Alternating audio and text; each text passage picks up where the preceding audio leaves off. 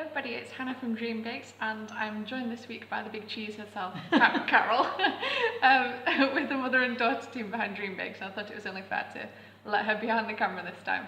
So we're doing a review of the Great British Bake Off Danish week, which was episode 8? Yeah, it was week 8. So very controversial week, we'll get to that shortly. What was the first challenge? That was the rye bread. And no, you didn't see that too much, did you? Not really. It made me laugh actually, because she was doing something and then she came in and texted me and said, "What on earth is this challenge?" Because I think you came in when the tomato swans and the egg bees were being made. It was the swans and tomatoes. Yeah. Yes, I wouldn't have guessed rye bread. No. In fact, didn't. So most people didn't do terrifically well on that. I think Ruby did the best, which, yeah, again, we'll come to that. Second challenge, apologies for my pronunciation, it was the evil skewer, which is little pancake balls filled with apple. Again, nobody did terrifically well on that. Bryony came top. What did you think of them in general?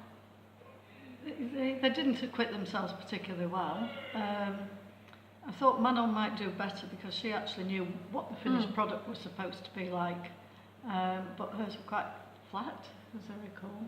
Yeah. Quite disappointing. Ruby slit hers open and then filled them afterwards, which I thought she should have been bottom for, but surprisingly enough wasn't. And then the showstopper was the Kaya Man. Again, apologies for pronunciation. So that was like a sort of Danish pastry sculpture, I suppose. What did you think about that? Well, you mean individual ones? Or No, just in general. Challenge. I thought the challenge was a good one, given the context was Danish, and enough to stretch them and sort them out, which indeed it did. Do you think they would have done Danish without Sandy Toksvig? I wondered that, yeah.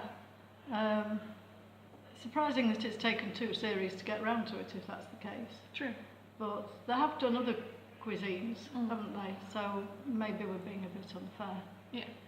So we thought that Bryony's looked the best from that, and they said that hers was closest to being the brief as of them. So we were incredibly surprised to find out that Ruby was the star baker and that Manon was out, because Rahul had a shocker, bless him. Every single round he did not perform very well on. I think 2 of the rounds his stuff was burnt, was it? Yeah, that last one was absolutely dreadful, and he knew it. He got the face right. That did have the proper Indian look to it, but no, it was absolutely awful. You can't keep somebody in on the basis of being able to ice one face. Yeah. So we ourselves, like Twitter, were absolutely flabbergasted with that. And Carol was saying that every week I've been able to predict who goes just basically from the first challenge alone, who stays and who goes, and who's star baker. And this week, didn't get it right, did we? No. So, yeah, not sure what's going on there. Next week is patisserie week, which Manon probably would have been quite good at. Yes, it's a shame because in the showstopper, she was criticised in a fairly mild way from what we could see in the edit for basically trying to do French pastry in a Danish challenge, a Danish pastry challenge, and I was surprised that